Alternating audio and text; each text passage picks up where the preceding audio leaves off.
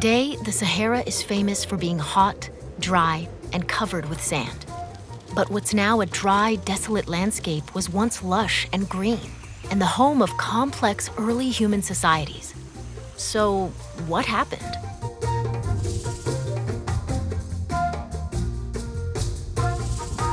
These days, the Sahara is very clearly a desert, a type of biome that gets very little rainfall, usually less than 20 inches a year.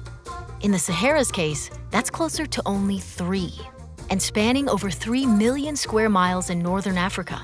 It's the largest hot desert on Earth. The Sahara's name comes from the word Sahara, which literally means desert in Arabic. Its landscape is covered in rocky plateaus, gravel plains, and ergs, which are those iconic, broad, flat expanses of land covered with windswept sand.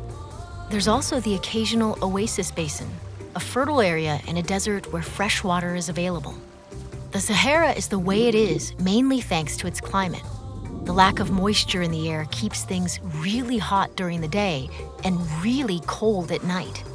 It could be 100 degrees Fahrenheit by mid-morning, only to plummet to 25 degrees Fahrenheit once it's time to sleep. All of which means it's really hard for anything to grow and thrive in the Sahara, so there's not a lot of vegetation aside from shrubs and hardy grasses. But we know it hasn't always been this way. Ancient petroglyphs, or rock carvings, show evidence of a green Sahara, complete with animals you'd find in a savanna, think elephants and giraffes. And the area's geography shows plenty of fossils, seashells, and buried channels, all indicating that where we now see endless oceans of sand, there used to be wetlands, vegetation, and big bodies of water like lakes. And those lush grasses and plentiful lakes make sense when you look at the precipitation patterns of the era. Scientists can use natural archives that record climate information, things like leaf waxes or sediment core from lakes, to determine that 10,000 years ago, the world's most iconic desert used to get plenty of rain.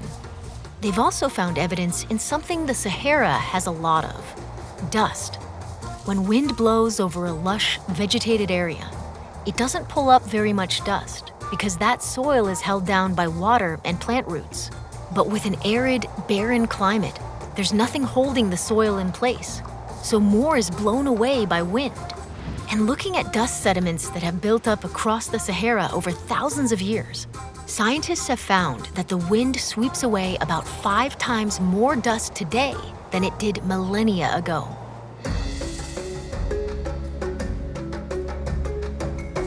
Scientists refer to this most recent era of the wetter, greener Sahara, beginning around 11,000 years ago, as the African humid period. And it supported not only vast plant life, but people, as nomadic hunter-gatherers called the region home. But then, around 3000 BCE, things started to change, for a bunch of reasons scientists are only starting to understand. Some of those reasons are totally natural environmental shifts. The truth is, the regional climate around the Sahara has always been a bit unstable. Scientists are still working out the exact causes for why this is, but the gist is that as Earth wobbles slightly on its axis, thanks to the gravitational pulls from the sun and the moon, the angle of the solar radiation penetrating our atmosphere shifts too. Because of northern Africa's location and size, the region can be deeply sensitive to these changes, leading to periods of increased rainfall every 20,000 years or so. But some people don't think those natural shifts tell the whole story. Some research suggests that in only 100 to 200 years, northern Africa began drying out more quickly, morphing into the more familiar ocean of sand we know today, much faster than can be attributed to a garden variety axis wobble. The answer lies in something we're all pretty familiar with: humans. And while human populations in the region thrived particularly because of the Sahara's lush biome at the time, they also may have contributed to its downfall. Sediment shows that the Sahara began drying out around the same time as humans increasingly took up pastoralism, or the practice of keeping domesticated animals. And domesticated goats and cattle grazing on all the greenery might have been just enough to push the already shifting environment over the edge. That makes sense. These days, we know that overgrazing can kill off grasses and other greenery, leading to dryness as an environment loses a critical source of moisture. So as pastoralism cropped up across the region, it's possible it caused that dryness to accelerate.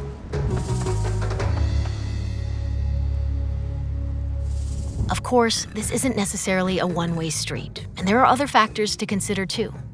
After all, less rain might have decreased wild plant life, encouraging humans to increase their reliance on their domesticated herds, speeding the cycle up.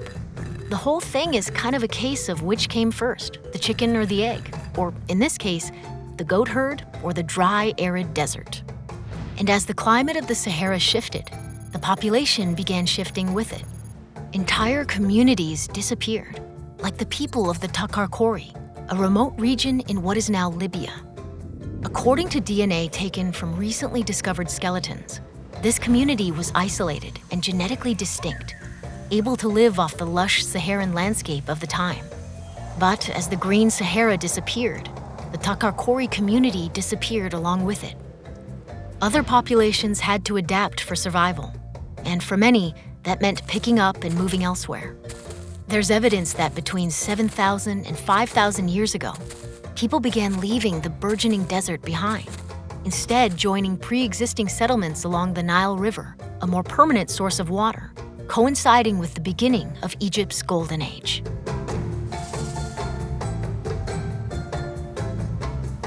Our planet and its climate have changed many times in Earth's 4.5 billion year history. And the world's most iconic desert is one example of just how catastrophic climate change can be for human societies. Like the people of the ancient Sahara, today we find ourselves struggling to adapt to a changing climate, interwoven with our own human actions. And our behavior now could mean the difference between protecting our diverse natural world or whole ecosystems going the way of the Sahara.